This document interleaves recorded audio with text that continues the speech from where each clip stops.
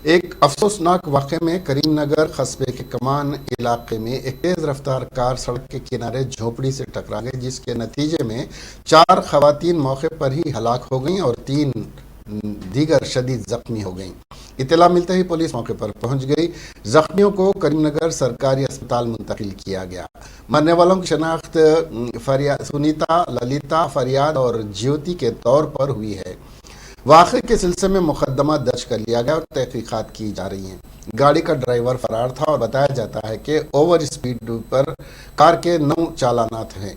करीमनगर में आज सुबह पेश आए कार हादसे के जिम्मेदार नाबालिग लड़के के बाप को पुलिस ने गिरफ्तार कर लिया, जिसकी शनाख्त राजेंद्र प्रसाद की हैसियत से हुई है, जो कार का मालिक और हादसे के वक्त कार चलाने वाले नाबालिग लड़के का बाप है। पुलिस ने बताया कि कार में 3 नाबालिग लड़के सवार थे, जिनमें राजेंद्र प्रसाद का बेटा कार चला रहा था। उन लड़कों ने हादसे से 5 मिनट कबल एक पेट्रोल पंप पर डीजल भराने के बाद यह हादसा हुआ। कार 100 किलोमीटर फी घंटे की रफ्तार से चल रही थी और उन्होंने रॉन्ग रूट पर कार चलाते हुए यह हादसा किया।